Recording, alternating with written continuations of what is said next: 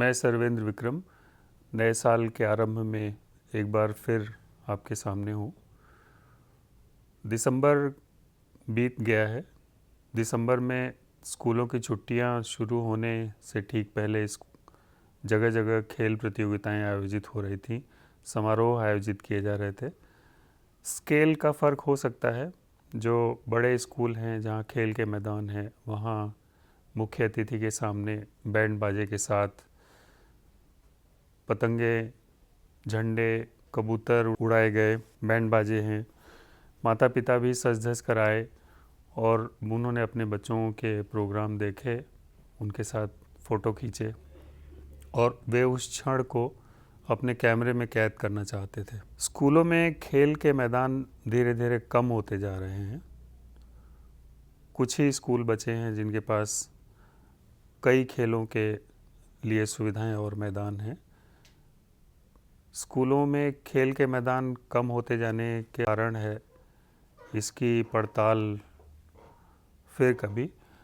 लेकिन जो छोटे स्कूल हैं जिनको बजट स्कूल कहा जाता है, उनमें प्रायः फुटबॉल, हॉकी, वॉलीबॉल, बास्केटबॉल जैसे खेलों के लिए जगह बची नहीं है। बाजार और प्रचार ने बहुत सारे खेलों को लगभग ख़त्म कर दिया है और कुछ खेलों की एकाधिकारिता हो गई है, कुछ खेलों का प्रभुत्व हो गया है। कुछ खेल बहुत फैशनेबल भी नहीं माने जा रहे हैं। गाँव में देश प्रदेश का नाम रोशन करने वाले, पदक जीतने वाले, झंडा गाड़ने वाले, अपनी उपलब्धि हासिल करने वाले, अगर पदक विजेताओं से, पुरस्कार पाने वालों से हम पूछें और पता करें तो पाएंगे कि किस तरह की जद्दोजहद, किस तरह के संघर्ष से उभर कर वे यहाँ तक पहुँचे हैं।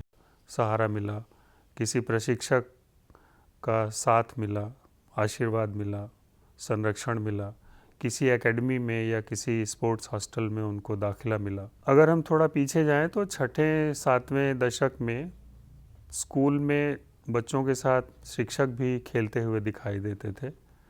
हॉकी, फुटबॉल खेलते हुए उनके भी घुटनों में चोट लगी थी, उनके नाक से भी खून बहा था और उन्होंने कभी इसका बुरा नहीं माना। लड़कियों के लिए खेल के अवसर पहले भी काफ़ी कम थे और उसी तरह से था जैसे उन्हें घर से बाहर जाने की उतनी सहज सुविधा नहीं थी और स्कूलों में लड़कियों के लिए जो खेल उपलब्ध थे वो बहुत कम थे। यहाँ एक बात और कहना मुनासिब होगा कि खेल के बारे में जो धारणा थी कि अगर खेलेंगे तो पढ़ाई का क्या होगा, मैं ये कहना चाहता हूँ कि खेल हमें कई चीज़ें सिखाता है। खेल में परिणाम नहीं पता है, एक तरह की अनिश्चितता है। बहुत मन से, लगन से, पूरे मनोयोग से खेलना होता है, परिणाम की चिंता किए बगैर। हारने की संभावना बनी रहती है, असफल होने की संभावना बनी रहती है, आहत होने की संभावना बनी रहती है, फिर भी बच्चे खेलते हैं, हम खेलते हैं। बच्चे खेल के दौरान इन सब का सामना करते हैं और अगर टीम में खेल रहे हों, ऐसा खेल जिसमें पूरी टीम खेल रही हो, तो एक साथ मिलकर एक दूसरे के सहयोग से कैसे खेला जाता है, यह अनायास सीखते रहते हैं। इस बहाने जो एक तरह का जीवन कौशल बच्चों में विकसित होता है, कहने की ज़रूरत नहीं कि इसका फ़ायदा पढ़ाई में भी होता है।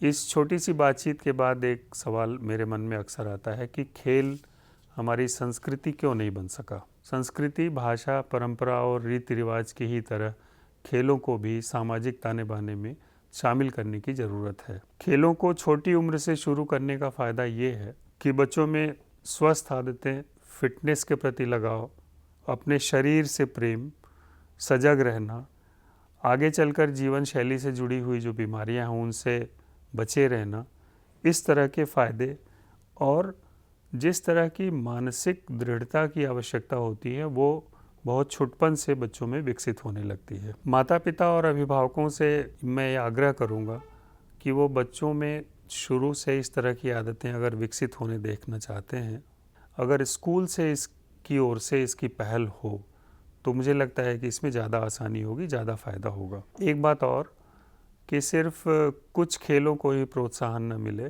बल्कि हमारे जो पारंपरिक खेल हैं उनके अलावा जो स्थानीय खेल हैं और football, kabaddi, volleyball, basketball, hockey, इस तरह के खेलों को भी अगर प्रोत्साहन मिले तो मेरे ख्याल से बच्चों को इससे ज़्यादा फ़ायदा होगा।